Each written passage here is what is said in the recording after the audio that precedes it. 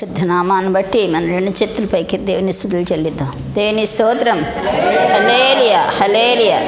మన దేవాది దేవుడైన యేసయ్య ఎంతో గొప్ప దేవుడు, ఘనుడు, ఆశ్చర్యకార్యములు జరిగించే దేవుడు. మరి అట్టి దేవుని మనము కలిగి ఉన్నాము గనుక మనము ఈ రీతిగా ఇంత భయంకరమైన విపత్తుల్లో కూడా ఈ విధంగా సంతోషంగానే నెమ్మదిగానే ఉండటానికి దేవుడు కృప చెప్పాడు. దేవుని స్తోత్రం చెప్దాం. హల్లెలూయా. మరి సంవత్సరాది మొదలుకుని సంవత్సరాంతం వరకు కాపాడిన దేవునికి మొదటగా నా హృదయపూర్వకమైన కృతజ్ఞతాస్తులు చెల్లిస్తున్నాను. ఎందుకంటే ఎన్నో ఇడుముల నుంచి, ఎన్నో కీడు శోధన నుంచి దేవుడు మనల్ని, మన కుటుంబాన్ని కాపాడాడు. మరి ప్రతి కుటుంబంలో దేవుడు కాపుదల ఉంది కనుక మనం ఈ రీతిగా ఉన్నాము. మనం ఎన్నిసార్లు ఏమి ఇచ్చినా కూడా ఆయన రుణము తీర్చలేము. ఆయన సన్నిధానంలో కృతజ్ఞతాపూర్వకంగా ఆయనకు స్తుతులు చెల్లించడం తప్ప మనమేమీ చేయలేము. కాబట్టి దేవాది దేవుని యేసయ్యకు మన రెండు చేతుల పైకి మరొకసారి దేవుని స్తుతులు చెల్లిద్దాం. దేవుని స్తోత్రం. హల్లెలూయా, హల్లెలూయా. ఈ రోజుల్లో చూసినట్లయితే ప్రతి ఒక్కరికి చాలా ఆలోచన కదండి. చిన్నలు మొదలుకొని పెద్దల వరకు ప్రతి ఒక్కరికి చాలా ఆలోచన. తెల్లారిందంటే ఏం చేయాలి, ఈ దినం ఏం చేయాలి, ఎలా గడుస్తుంది. పెద్దవాళ్ళకైతే ఏమో ఏ రోగం వస్తుందో, మరి ఏ పరిస్థితిని ఫేస్ చేయాలో, బయటికి వెళుతుంటే భయము, ఎవరితో మాట్లాడుతుంటే భయము, ఎక్కడ చూసినా భయం ఆవరించింది. ఇందా పాడుకుని నాకు ఇంకా భయం ఆవరింపుగా నీవు నాకు అభయం ఇచ్చావని పాడుకున్నావు. ఎందుకంటే ఇటువంటి భయంకరమైన పరిస్థితుల్లో ముఖ్యంగా పేరెంట్స్ పిల్లల కోసం చాలా ఎక్కువ ఆలోచిస్తూ ఉంటారు కదండి.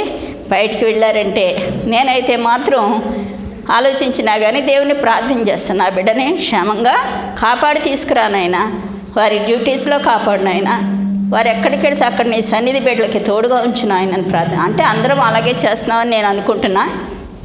ఎందుకంటే ప్రార్థన తప్ప మనకు వేరే ఆయుధమే లేదు.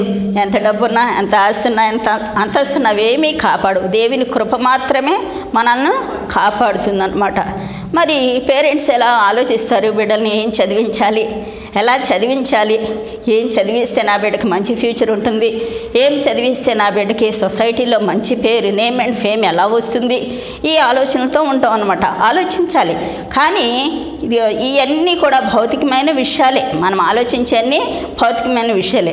అయితే మన ఆత్మీయంగా కూడా ఆలోచించవలసిన వారమే ఉన్నాము. ఏంటి ఈ విపత్తులు జరుగుతున్నాయి, కరోనా ఫస్ట్ వేవ్ అయిపోయింది, సెకండ్ వేవ్ అంటున్నారు. ఏంటి, వాట్ ఆర్ ఇట్స్ కాన్సిక్వెన్సెస్, దాని యొక్క పరిణామాలు ఏమిటి, what is going to be happen, ఏం జరిగిపోతుంది అనే విషయాలు ప్రతి ఒక్కరు కూడా ఆలోచిస్తూనే ఉన్నారు. ఇవన్నీ ఆలోచన మరి మానవ మాతృలుగా మనకు ఉంటాయి, కానీ ఎక్కువగా ఆలోచించకూడదు. కానీ మన భారమంతా దేవుని పైన వేసి, ప్రభా ఈ యొక్క విపత్తుల్లో, ఈ యొక్క భయంకరమైన దినాల్లో నీ కృప మా మీద, మా కుటుంబం మీద ఉంచమని దేవుని మనం ఆశ్రయించవలసిన వారమే ఉన్నాం. అంత మాత్రమే కాదు, మనం ఇంకేం ఆలోచించాలంటే ఇవన్నీ జరుగుతున్నప్పుడు ఆయన రాకడ గుర్తులు జరుగుతున్నవని మనం ఆలోచించాలి. దైవికమైన విషయాల గురించి మనం ఆలోచించాలి. యేసు ప్రభు త్వరగా రానే ఉన్నారు కనుక ఆయన రాకడకు సూచనలన్నీ జరుగుతున్నాయి కనుక ఈ విషయాలు, దైవికమైన విషయాలు మనం ఆలోచించవలసిన వారమై ఉన్నామన్నమాట. ఎందుకనంటే ఇవన్నీ ఇక్కడే విడిచిపెడతాం. మన ఆస్తులు, అంతస్తులు, మనకున్న డబ్బు, గిబ్బు మొత్తం అంతా ఇక్కడే విడిచిపెడతాం.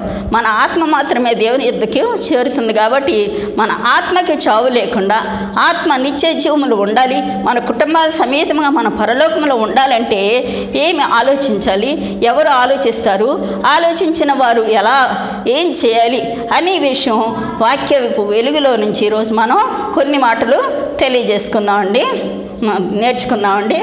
కీర్తనల గ్రంథం 107వ కీర్తన ఆఖరి వచనం 43వ వచనం. బుద్ధిమంతుడైన వాడు ఈ విషయములను ఆలోచించును, యెహోవా కృపాశయమును జనులు తలపోయుదురుగాక. చిన్న ప్రార్థన చేసుకుందాం. మహాపరిశుద్ధుడా, మహోన్నతుడా, సర్వాధికారి, సర్వశక్తిమంతుడా, మీ పరిశుద్ధ పాదాలకు వందనాలు, స్తుతులు, స్తోత్రం నాయన. ఇదిగో వట్టి దాన్ని ఏ యోగ్యత లేని రాను కేవలం నీ ఉచితమైన కృపను బట్టి, నీ దయను బట్టి, నీ ప్రేమను బట్టి ప్రభా ఈ యొక్క ఆఖరి పునరుద్ధానం నాకు ఇచ్చినందుకు మీకు వందనాలు. అలాగే నాకు మాత్రమే కాదు మా సంఘ బిడ్డలందరికీ ఇచ్చినందుకు మీకు వందనాలు.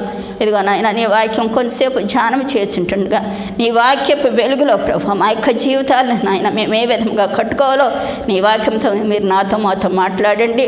నేను మాట్లాడితే ఏం ఉపయోగం లేదు ప్రభా. పరిశుద్ధాత్ముడా, నీ పరిశుద్ధాత్మ సంచారం ఇక్కడ ఉంచారని నమ్ముచున్నాం తండ్రి.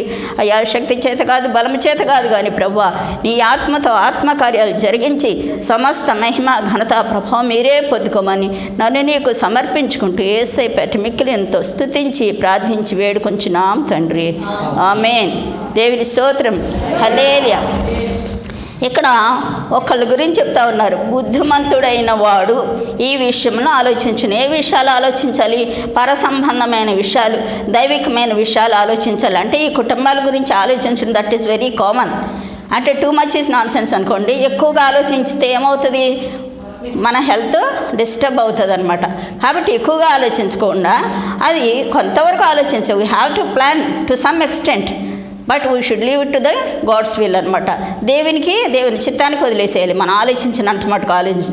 అయితే ఈ యొక్క ఆత్మీయ విషయాలకు వస్తే బుద్ధిమంతుడైన వాడు ఈ విషయంలో ఏ విషయాలు? దైవికమైన విషయాలు ఆలోచిస్తాడు. ఏంటి ఆ దైవికమైన విషయాలు అంటే? అసలు బుద్ధిమంతులు ఎవరు, బుద్ధిమంతులు ఎలా ఉంటారు అనే విషయం ముందు నేర్చుకోవాలి.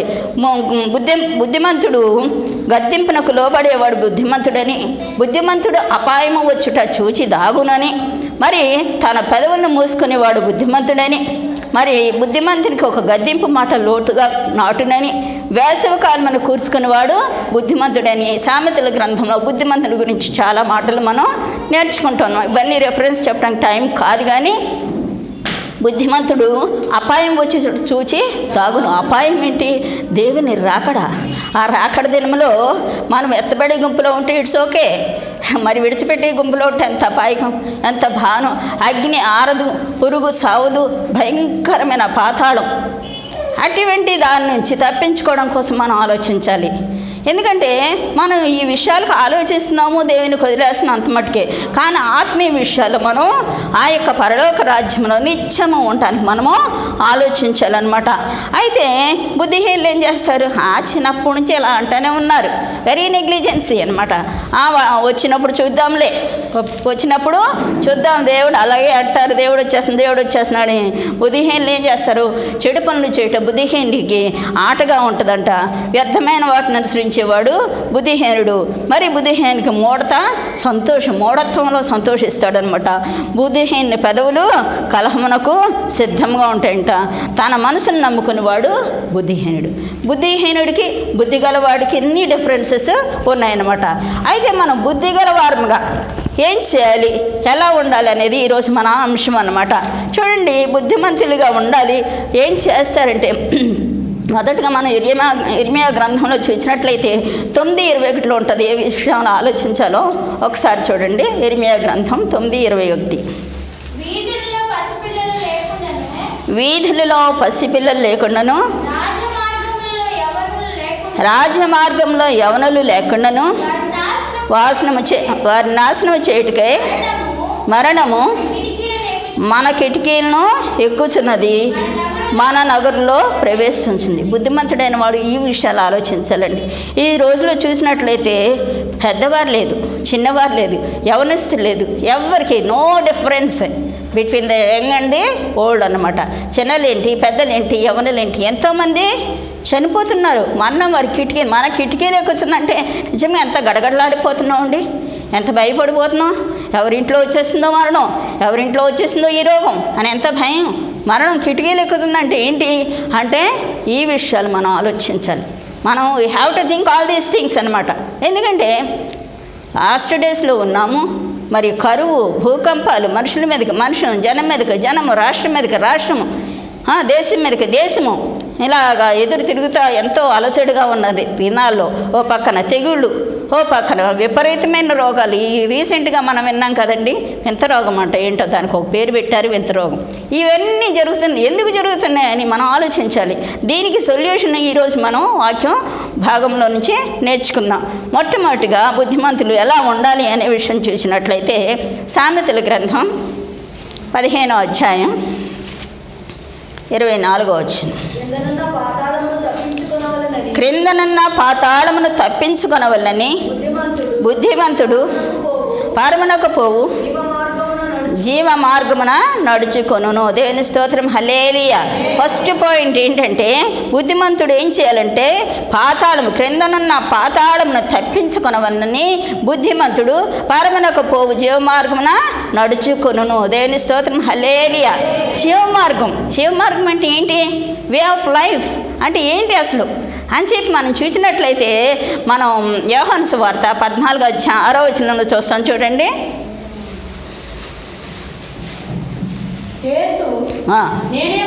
యేసు నేనే మార్గమును సత్యమును జీవమును, నా ద్వారానే తప్ప ఎవడును తండ్రి యొద్దకు రాడు. దేవుని స్తోత్రం, హల్లెలూయా.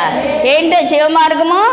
ఏసయ్య చెప్తున్నారు. యేసు నేనే మార్గము, నేనే సత్యము, నేనే జీవము, నా ద్వారా తప్ప ఎవడు తండ్రి యొద్దకు రాడు. అంటే పాతాళం తప్పించుకోవాలంటే జీవ మార్గాన్ని నడుచుకోవాలి. ఇక్కడ ప్రిన్సిపల్ బాగా అర్థం చేసుకోవాలి.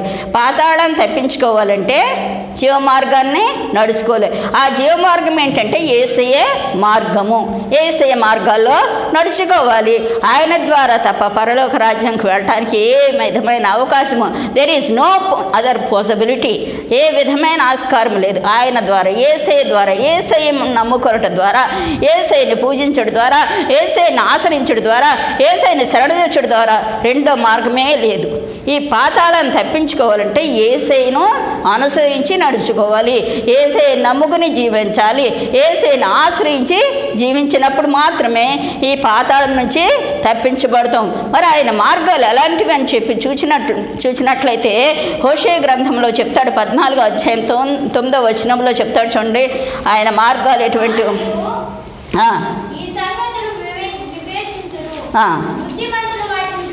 బుద్ధిమంతులు వాటిని గ్రహించరు. ఎలయనగా యెహోవా మార్గములు చక్కనివి. చూడండి, జ్ఞానులు ఈ సంగతిని వివేచించరు. మనం దేవుని నమ్ముకున్న ప్రతి ఒక్కరు ఒక జ్ఞాని అన్నమాట. ఈ సంగతిని వివేచించాలి. ఏంటి? బుద్ధిమంతులు వాటిని గ్రహించరు.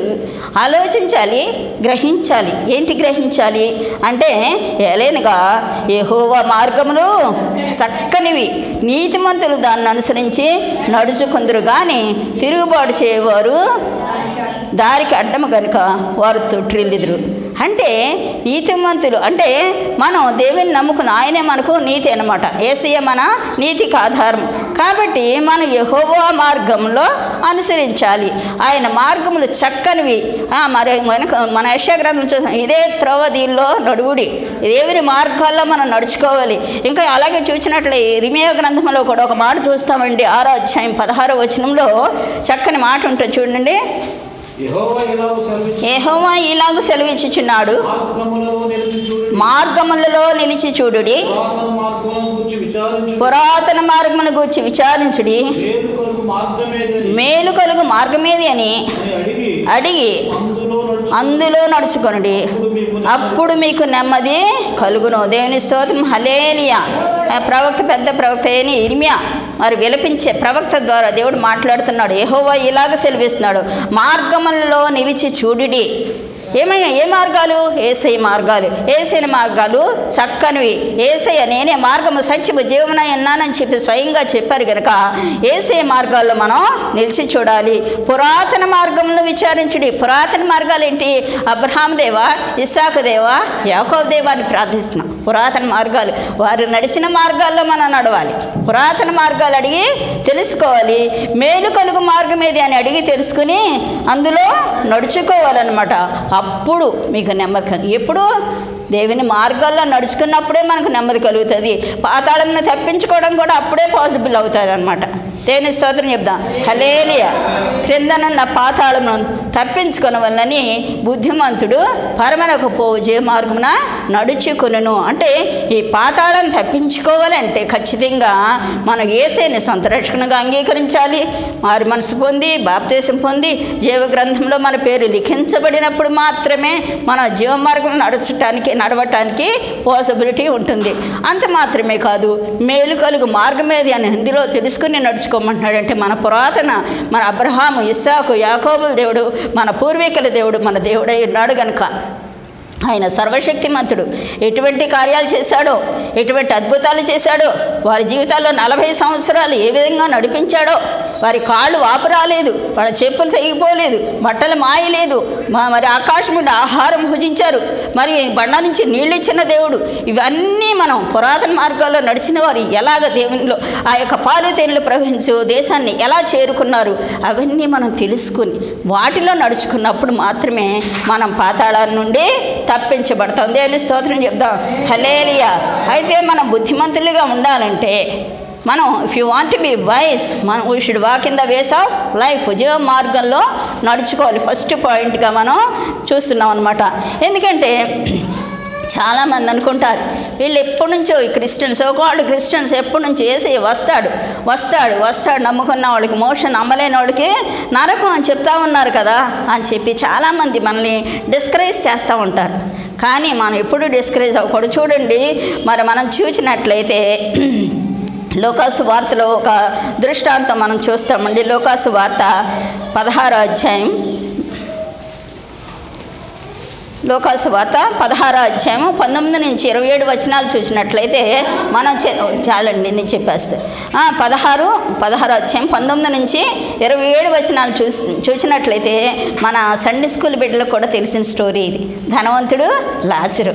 కానీ పిల్లలు అనుకుంటారు మాకు ఈ స్టోరీ చిన్నప్పుడే సండే స్కూల్లో ఆంటీ చెప్పేశారు, లేకపోతే అన్న చెప్పాడు, అక్క చెప్పారు అని అనుకుంటారు. కానీ ఈ స్టోరీలో చాలా మనకి మీనింగ్ ఉంది. చూడండి, ఆ యొక్క ధనవంతుడు ఈ లోకంలో ఉన్నప్పుడు తన ఇష్టానుసారంగా డబ్బు వచ్చి పెట్టాడా, డబ్బు దాచుకున్నాడా, మరి కట్టిన బట్టలు కట్టకుండా కట్టాడా, తిన్న ఐటెం వేరే ఐటమ్స్ తిన్నాడా, మరి వాల్యుబుల్ డిషెస్ వాల్యుబుల్గా జీవించాడు, సమాజంలో చాలా గొప్పవాడని పేరు పొందుకున్నాడు.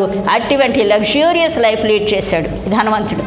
కానీ లాజరు పరిస్థితి చూస్తే ఏముందంటే ఆ ధనవంతుడు బల్ల మీద నుంచి పడి రొట్టె ముక్కలు తినుకుంటూ తన ఆకలి నింపుకుంటున్నాడు, కింద పడిన ముక్కలు ఎరుకుని తింటూ ఆకలి నింపుకున్నాడు.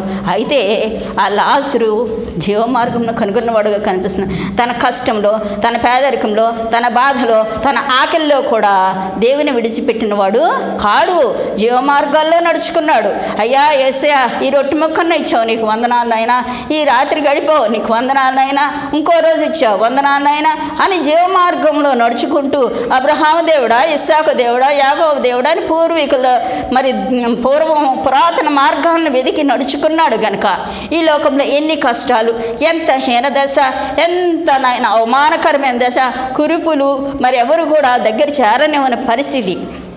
అటువంటి పరిస్థితుల్లో కూడా మరి లాజరు దేవుని విడిచిపెట్టలేదు. సరే, ఒక రోజున ఈ లాజరు చనిపోయాడండి. చనిపోయి ఎక్కడికి వెళ్ళాడంటే అబ్రహాము రొమ్మున ఆనుకున్నాడు. ఎప్పుడైతే దేవుని నమ్ముకుని చనిపోయాడో వెంటనే ఆయన ఆత్మ ఎక్కడికి వెళ్ళింది, పరలోకం వెళ్ళిపోయింది. అబ్రహాము రొమ్మున ఆనుకున్నాడు, చక్కగా పరదేశంలో ఉన్నాడనమాట, హ్యాపీగా ఉన్నాడు. సరే, దేవుల్లో చక్కగా నిత్య జీవనం చేరుకున్నాడు. అయితే ధనవంతుడు కూడా ఒకరోజు చనిపోయాడు. ధనవంతుడు కూడా చనిపోయిన తర్వాత వాడు దేవుని నమ్ముకోలేదు. ఒకవేళ ఈ లాజరు గారు ఎప్పుడైనా చెప్పుంటే వెళ్ళవా, నా బళ్ళ మీద నుంచి పడి నేను రొట్టె మొక్కలు తిని నాకు చెప్తున్నా పోవాయని కూడా అని ఉండవచ్చును. ఎందుకంటే అతను ధనగర్వం, బలగర్వం, ఘనగర్వం ఇవన్నీ ఉన్నాయన్నమాట. సో వీడేం చేస్తున్నాడు, వీడు కూడా ఒక రోజునే చనిపోయాడు. చనిపోయి ఎక్కడికి వెళ్ళాడు, వీడు పాతాళానికి వెళ్ళిపోయి ఏమంటున్నాడు, అయ్యో బాబోయ్ అని చెప్పి చాలా బాధపడతా ఉన్నాడు అనమాట. అలా కన్నులెత్తి చూచేటప్పటికి ఎవరు, లాజరు అబ్రహాము రొమ్మున ఆనుకుని చూడండి 42వ వచనం.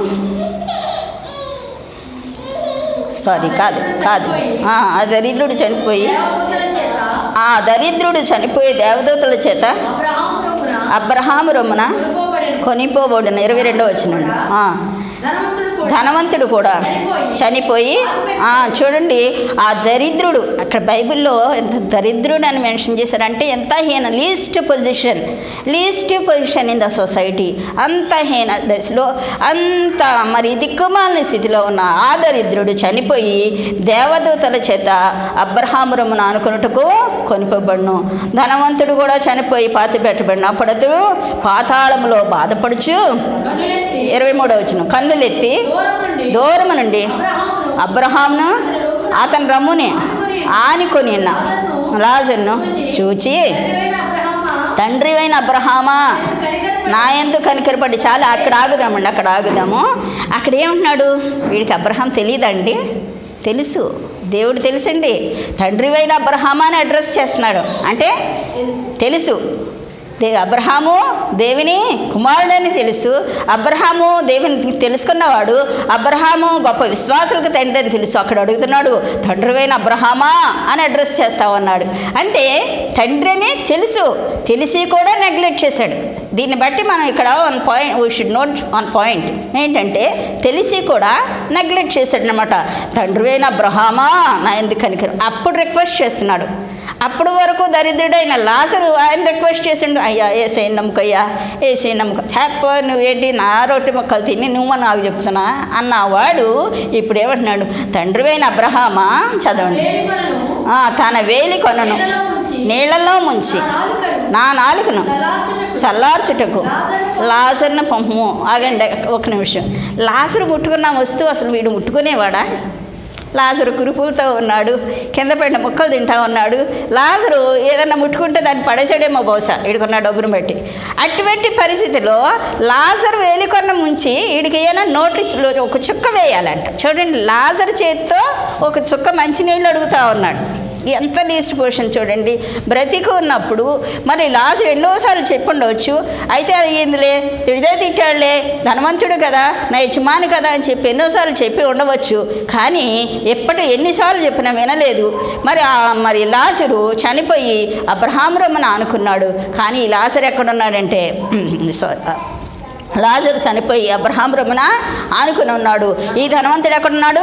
పాతాళంలో ఉన్నాడు అనమాట. పాతాళంలో ఉండి మెలమల మాడిపోతూ పలుకుతున్న మాటలు తండ్రివైన అబ్రహామా ఆ లాజరును పంపి, అయ్యా ఒక్క చుక్క నీళ్ళు వేయమంటే అక్కడ ఏమన్నారు చూడండి.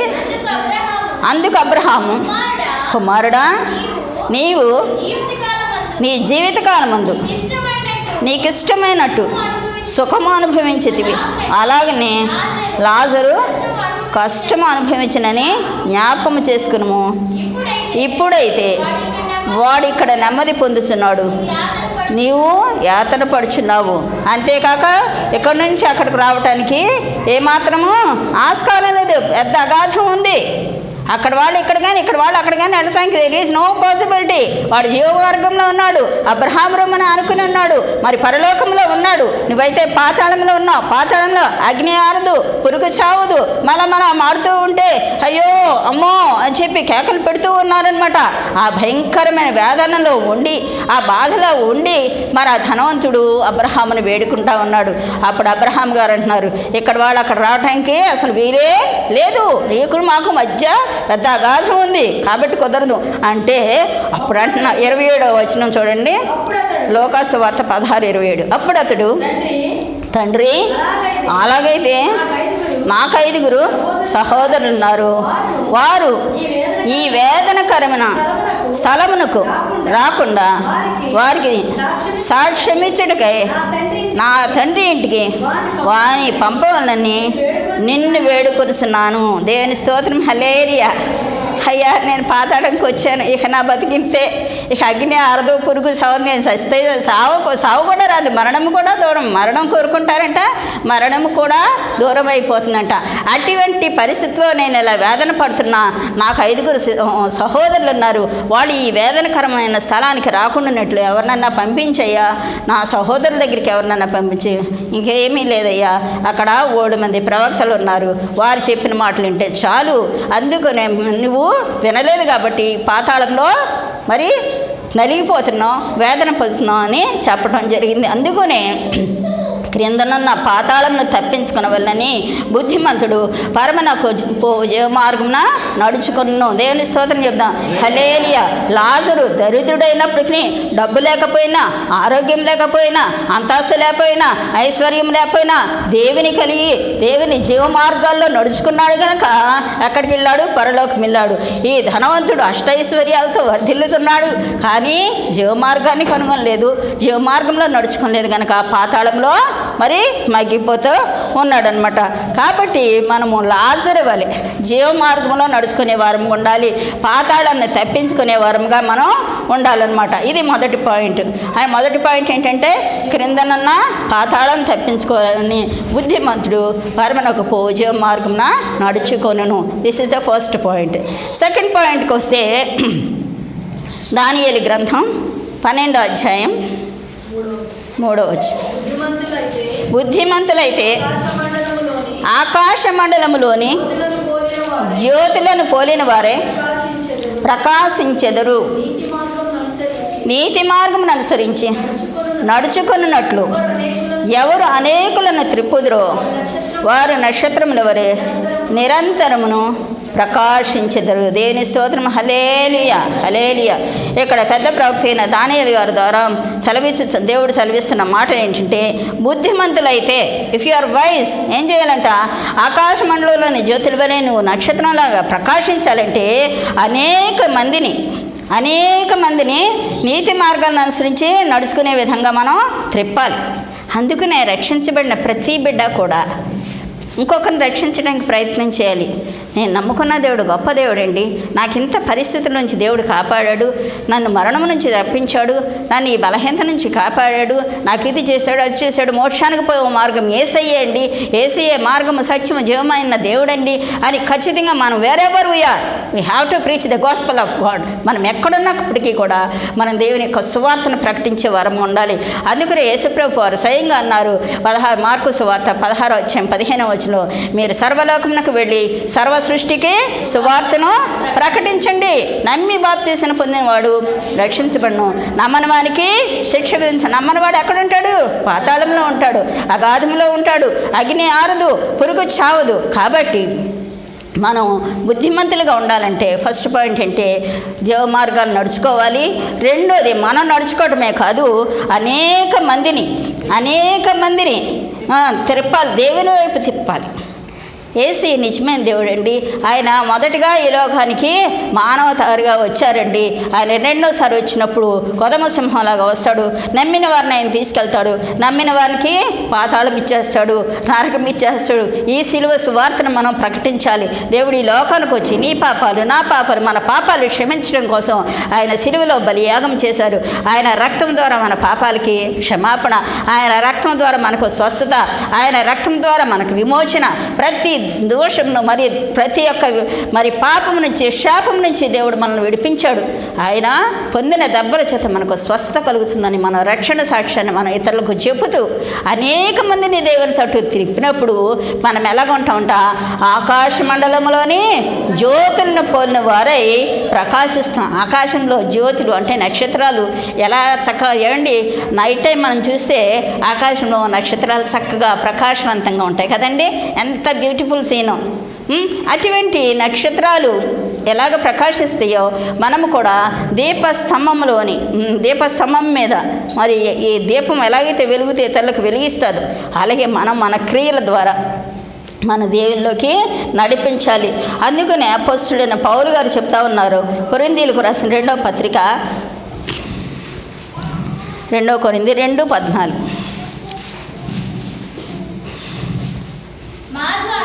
మా ద్వారా ప్రతి స్థలమందును క్రీస్తుని గూర్చిన జ్ఞానము కనుపరచుచు ఆయన యందు విజయోత్సాహంతో ఊరేగించున్న దేవుని స్తోత్రం. హల్లెలూయా.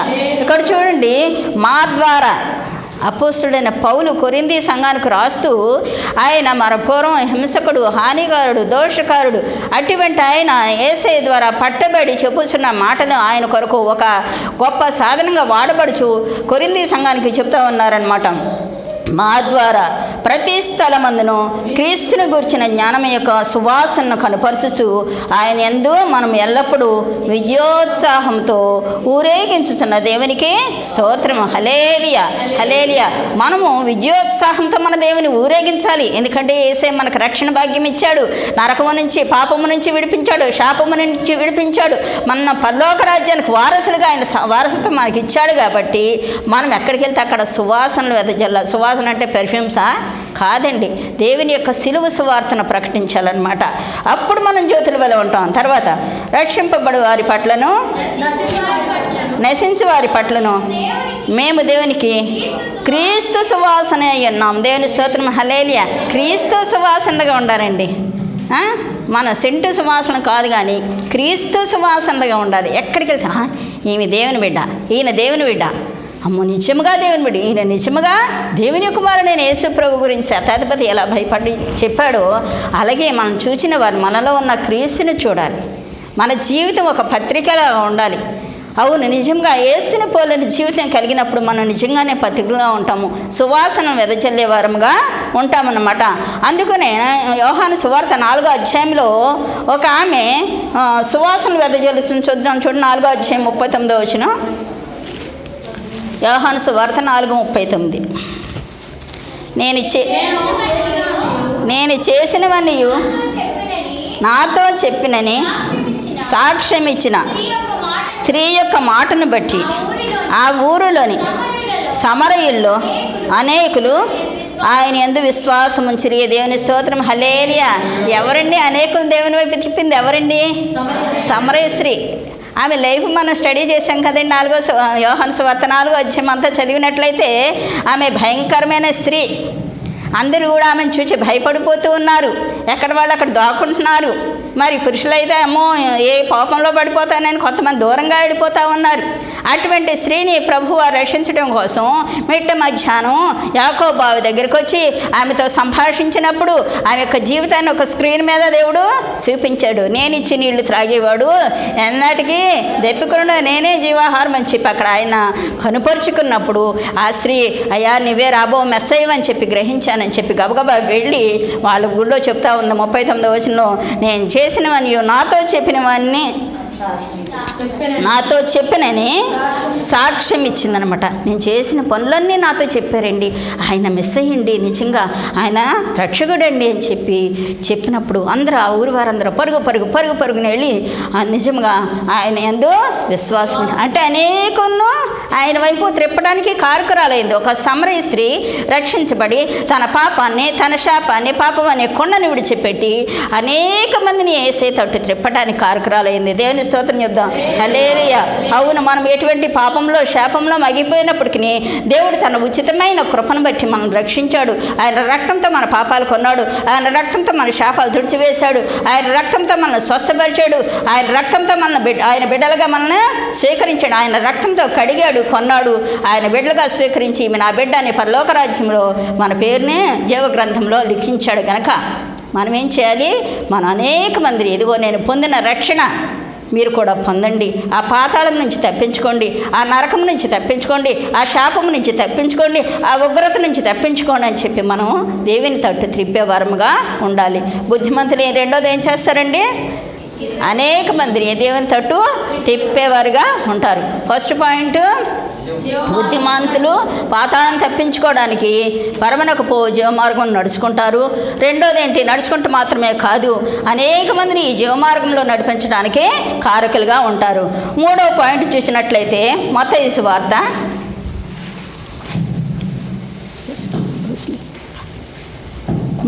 మత్తయి సువార్త 25వ అధ్యాయం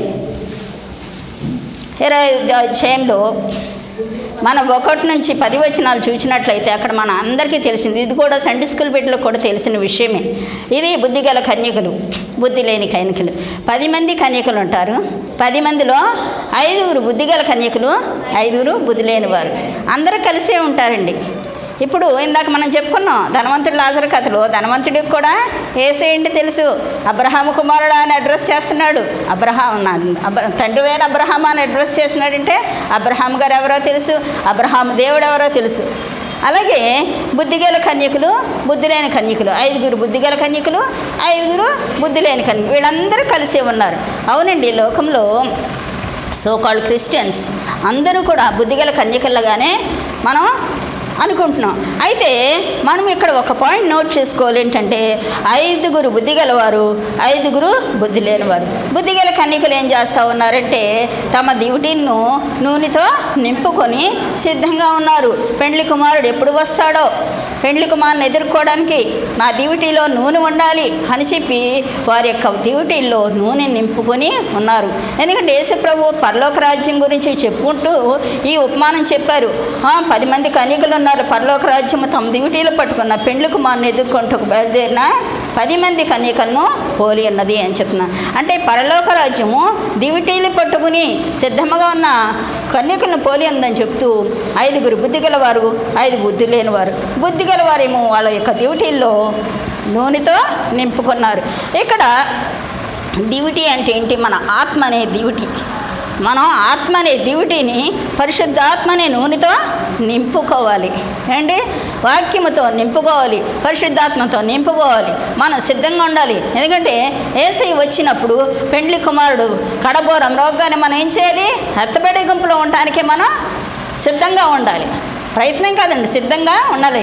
readiness to approach Jesus second coming అన్నమాట. అంటే మనం బుద్ధిగల కన్యకలుగా ఉండాలంటే మన హృదయం నిండా వాక్యముతో నింపుకోవాలి, పరిశుద్ధాత్మతో నింపుకోవాలి. పరిశుద్ధాత్ముడు ఎప్పుడు మనం ఉండటానికి ఇష్టపడతాడు? మన క్రిస్మస్ సందేశం విన్నాం కదా, మనలో ఉన్న అన్నీ తీసేసుకుని మన హృదయాన్ని ఖాళీ చేసి యేసయ్యా నీవు నివాసం యోగ్యముగా ఉండే హృదయం నాకు ఈయన ఆయన అని మనం ప్రార్థించుకున్నప్పుడు పరిశుద్ధాత్ముడు మనలో ఉంటాడు, మనతో ఉంటాడు, మనల్ని నడిపిస్తాడు, మనల్ని సిద్ధపరుస్తాడు, మనకు సహాయం చేస్తాడనమాట.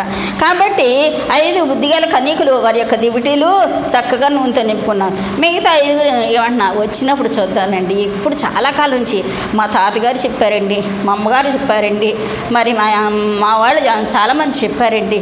ఎప్పటి నుంచో అండి, చిన్నప్పటి నుంచి చెప్తున్నారండి ఇదే మాటలండి. నేను ఇప్పుడు మరొక 80 ఏళ్ళు అయిందని అనుకోండి, ఇప్పుడు వరకు అంటానే ఉన్నారు కానీ ఎక్కడ రావట్లే, వస్తాడో లేడో ఇటువంటి మాటలు చెప్పేవారు లేకపోలేదా?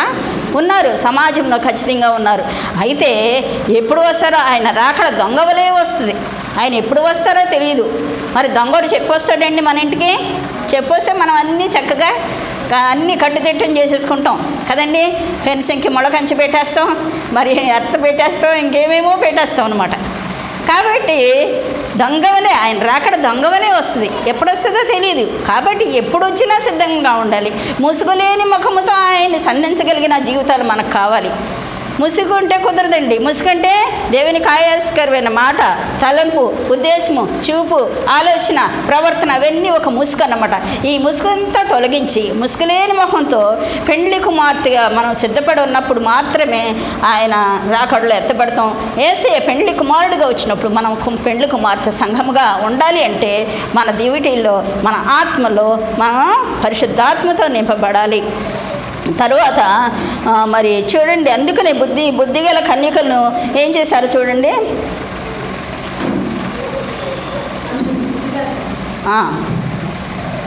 పెండ్లి కుమారుడు రానే వచ్చాడు. అర్ధరాత్రి 6వ వచనం, అర్ధరాత్రి వేళ ఇదిగో పెండ్లి కుమారుడు అతన్ని ఎదుర్కొన రండి అని కేక వినబడను. అప్పుడు ఆ కన్యకలందరూ లేచి తమ దివిటీలను చక్కపరిచిరు కానీ బుద్ధి లేని కన్యకలు మా దివిటీలు హారిపోవచ్చున్నవి కనుక మీ నూనెలో కొంచెము మాకియుడని బుద్ధిగల వారిని అడిగిరి. చూడండి, అప్పటి వరకు కలిసి ఉన్నారు. బుద్ధిగల కన్యకలు దివిటీల్లో నూనె సిద్ధం చేసుకున్నవారు గబగబా సర్దుకుని పెండ్లి కుమారుడు వస్తున్నాడని అర్ధరాత్రి ఇదిగో పెండ్లి కుమారుడని శబ్దం వినగానే అలర్ట్ అయిపోయారు, యాక్టివ్ అయిపోయారు. ఆ దివిటీలు పట్టుకుని బయలుదేరిపోతున్నారు. అప్పుడు బుద్ధి లేని వారు అంటున్నారు, అయ్యా అమ్మ మాకు కొంచెం ఇవ్వండి, మాకు కొంచెం నూనె ఇవ్వండి అంటే, అమ్మ మీకు మాకు సరిపోదు కానీ మీరు కొట్టు దగ్గరికి వెళ్ళి కొనుక్కోండి అమ్మ. అర్ధరాత్రి ఏ కొట్టు ఉంటుందండి? అర్ధరాత్రి అంటే ఏంటంటే అనుకున్న సమయం అని ఇక్కడ అర్థం అన్నమాట. అనుకున్న సమయంలో ఇంకా అందరూ పర్వాలేదులే ఇంకా సమయం ఉందిలే, బాప్తిసం పొందటానికి సమయం ఉంది, రక్షణ పొందటానికి సమయం ఉంది, ఇంకా నాకు బోడు వయసు ఉంది అని చెప్పి పోస్ట్ పోన్ చేసేవారు బుద్ధి లేని కన్యకలు అనమాట. బుద్ధి గల కన్యకలు ఏంటమ్మో, యేసయ్య వస్తే నేను ఎత్తబడే గుంపులో ఉండాలని సిద్ధపాటు కలిగిన వారు బుద్ధిగల కన్యకలు అనమాట. మనం బుద్ధిగల కన్యకలుగా మన యొక్క ఆత్మను పరిశుద్ధాత్మ అనే నూనెతో నింపుకోవాలి, వాక్యం అనే నూనెతో మనం నింపుకోవాలి. అందుకని చిన్నప్పుడు పిల్లలకి ఈ పాట కూడా నేర్పించే ఉంటాం అనుకుంటా. Give me oil in my lamp, keep me burning, give me oil in my lamp I pray, give me oil in my lamp, keep me burning, keep me burning till the break of day. Sing Hosanna, sing Hosanna, sing Hosanna to the King of Kings. Sing Hosanna, sing Hosanna, sing Hosanna to the King of Kings. Hallelujah. చూడండి, give me oil in my lamp, keep me burning. Keep me burning till the break of day అంటే నీ యొక్క రాకడ వరకు, నీ రాకడ దినం వరకు కూడా నా యొక్క దివిటీలో నూనె వెలుగుతూనే ఉండాలి. నా దివిటీ నీతో నింపుకోవాలి, నీ పరిశుద్ధాత్మతో నింపుకోవాలి. నాయన నన్ను వెలుగుతూ ఉండాలి. ఎప్పుడు యేసయ్య రాకడ వరకు మన దివిటీ, ఆత్మ అనే దివిటీ వెలుగుతూనే ఉండాలి. దేవుని స్తోత్రం చెప్దాం. హల్లెలూయా. మనమందరము వెలుగుచున్న దివిటీల వలె యేసయ్య పరిశుద్ధ రాజ్యములో ఆయనతో పాటు ఎత్తబడటానికి సిద్ధపడే వారము ఉండాలి. దేవుని స్తోత్రం చెప్దాం. హల్లెలూయా. ప్రతి ఒక్కళ్ళు గోల్ ఏంటి? To reach heaven. ఎవరైనా లాజర్లాగా ఉండాలనుకుంటారు, ధనవంతులా ఉండాలనుకుంటారు? చెప్పండి ఒక మాట. లాజర్లాగా ఉండాలి. పేదవాడైనా లాజరు, దరిద్రుడైనా లాజరు పర్వాలేదు, కానీ హీ రీచ్డ్ హెవెన్. పరలోక రాజ్యం చేరుకున్నాడు ఆయన కదండి. కాబట్టి మనము కూడా 3 విషయాలు మనం నేర్చుకున్నామండి. బుద్ధిమంతులుగా మనం ఉండాలంటే పరమునకు పోవు జీవ మార్గమున నడుచుకోవాలి. అంటే we should walk in the way of life అన్నమాట ఫస్ట్ పాయింట్. రెండోది ఏంటంటే అనేక మందిని నీతి మార్గం అనుసరించి నడుచుకునే విధంగా అనేక మందిని దేవుని వైపు త్రిప్పేవారం ఉండాలి బుద్ధిమంతులు. మూడోదిగా చూసినట్లయితే బుద్ధిమంతులు తమ ఆత్మ అనే దివిటీలను పరిశుద్ధాత్మతో నింపుకొని, వాక్యంతో నింపుకొని సిద్ధంగా ఉండాలి. ఎప్పుడు వస్తారో తెలియదు. అర్ధరాత్రి వేళ పెళ్లి కుమారుడు వచ్చాడని బోర శబ్దం వినగానే వీళ్ళు వెళ్ళిపోయారంట. చూడండి, సిద్ధంగా ఉన్నాం. సిద్ధం లేని వాళ్ళు ఏం చేస్తున్నారు? రక్షణ పొందారు, ఓకే, కానీ readiness, there is no readiness, there is no alertness, there is no activeness. సంసిద్ధత లేదండి. కొంతమంది అనుకుంటారు, బాప్తీసం పొందాం కదండి, ఇంకా నా పేరు రిజిస్టర్ అయిపోయింది, బుక్ ఆఫ్ లైఫ్ జీవ గ్రంథంలో నా పేరు లిఖించబడిపోయింది, ఇట్స్ ఓకే, నాకు రిజర్వేషన్ అయిపోయింది పరలోక రాజ్యంలో అనుకున్నా. అది ఎప్పటికీ కాదండి. ఎంత బాప్తీసం పొంది, మారు మనసు పొంది, బాప్తీసం పొంది, రక్షణ పొంది ఉన్నా కూడా దేవునితో నిత్యము సహవాసం కలిగి, నిత్యము ఆయన ఆత్మతో నింపబడి, నిత్యము ఆయన వాక్యంతో నింపబడినప్పుడు మాత్రమే మనం సిద్ధంగా ఉండగలము. నిత్యము నింపబడినప్పుడు మాత్రమే మనం ఎత్తబడే గుంపులో ఉంటామన్నమాట. అందుకనే బుద్ధిమంతుడైన వాడు ఈ విషయాలు ఆలోచిస్తారు. 3 విషయాలు మనం నేర్చుకున్నామండి. అలాగే ఆఖరుగా మరి మత్తయి సువార్త 7వ అధ్యాయము 24వ వచనం ఒక్కసారి చదువుకుందామండి. మత్తయి సువార్త. కాబట్టి ఈ నా మాటలు విని వాటి చొప్పున చేయి ప్రతివాడును బండ మీద తన ఇల్లు కట్టుకున్న బుద్ధిమంతుని పోలి ఉండును. దేవుని స్తోత్రం. హల్లెలూయా. కాబట్టి ఈ విషయాలన్నీ ఇప్పటి వరకు మనం స్టడీ చేసాం. కాబట్టి ఈ నా మాటలు విని, ఈ యొక్క దేవుని మాటలు విని వాటి చొప్పున ప్రతి వాడు కూడా బండ మీద తన ఇల్లు కట్టుకున్న బుద్ధిమంతుడు బండ మీద ఇల్లు కట్టుకుంటాడు. బుద్ధిహీనుడు ఇసుక మీద ఇల్లు కడతాడు కదండి. ఎందుకు బండ మీద కడతాడంటే వాన వచ్చినా, వరదలు వచ్చినా, గాలి విసిరా ఇంటి మీదకి వచ్చినా ఆ ఇల్లు పడిపోకూడదని చెప్పి బండ తగిలి వరకు కూడా తవ్వుతూనే ఉంటారు ఫౌండేషన్ వేస్తానికి కదండి. అంటే బుద్ధిమంతులు అనమాట. అంటే ఇక్కడ మామూలు ఇల్లు కాదండి, పరలోకపు అనే ఇంట్లో మనం చేరాలి అంటే దేవుని మాటలు చొప్పున మనం చేసుకుంటూ స్థిరముగా బలమైన విశ్వాసులుగా బండ మీద వేసిన పునాది వల్ల మన విశ్వాస జీవితాన్ని మనం కట్టుకున్నప్పుడు ఏం జరుగుతుంది? వాన కురిసెను, వరదలు వచ్చును, గాలి విసిరి ఆ ఇంటి మీద కొట్టిన కానీ దాని పునాది బండ మీద వేయబడిన కనుక అది పడలేదు. దేవుని స్తోత్రం. హల్లెలూయా. వర్షం వచ్చిందంట, వరదలు వచ్చినాయంట, గాలి విసిరి సైక్లోన్ వచ్చి అటు ఇటు కొట్టిందంట, కానీ ఆ ఇల్లు పడలేదు. ఎందుకంటే అది బండ మీద వేసిన పునాది కాబట్టి ఆ ఇల్లు పడలేదు. అంటే మన విశ్వాస గృహం, లేకపోతే మనం విశ్వాసం ఎలాగ ఉండాలంటే స్థిరమైనదిగా, బలమైనదిగా. చూడండి, యోబు జీవితంలో మనం చూసినట్లయితే ఎంత భయంకరమైన పరిస్థితులు. ఒకసారి పిల్లలు చచ్చిపోయారు, ఒకసారి ఆశ పోయింది, ఒకసారి అంతస్తు పోయింది, మరి అందరూ కూడా అవహేళన చేస్తూ ఉన్నారు. అటువంటి పరిస్థితుల్లో కూడా ఆయన చెక్కు చెదరకుండా ఏమంటున్నాడు, నా విమోచకుడు సజీవుడు, నా శరీరము చేయకపోయినా నేను ఆయన్ను చూస్తానని ఎంత స్థిరమైన విశ్వాసము, స్థిరమైన నిరీక్షణ కలిగిన వాడు, బండ మీద తన పునాది వేసుకున్నవాడుగా, బుద్ధిమంతుడిగా కనబడుతున్నాడు. కాబట్టి మనము కూడా ఏం చేయాలంటే మరి క్రిందనున్న పాతాళం తప్పించుకోవడానికి మనం పరమునకు జీవ మార్గంన నడుచుకోవాలి. రెండవదిగా అనేక మందిని ఆయన తట్టు త్రిప్పేవారముగా, ఆయన రక్షణ మార్గంలో నడిపించేవారుగా మనం సువాసనలు వెదజల్లి జీవితం కలిగి ఉండాలి. మూడవదిగా మన ఆత్మ అనే దివిటిల్లో పరిశుద్ధాత్మతో నింపుకొని మరి మన ఆత్మను సిద్ధంగా ఉంచుకొని ఆయన రాకడలో ఎత్తబడి గుంపులో మనం మన కుటుంబాల సమేతంగా ఆయన రాకడలో ఉందాము. ఈ పాతాళం నుంచి తప్పించుకుని నిత్యం ఆయనతో యుగ యుగములు స్తుతి స్తోత్రాలు చెల్లిస్తూ ఆయన ఘనపడదాం. అట్టి కృప దేవుడు మనందరికీ దయచేయనుగాక. దేవుడు మన వినికిళ్ళు ఇచ్చిన వాక్యాన్ని దీవించి ఆశీర్వదించునుగాక. ఆమేన్. Thank you.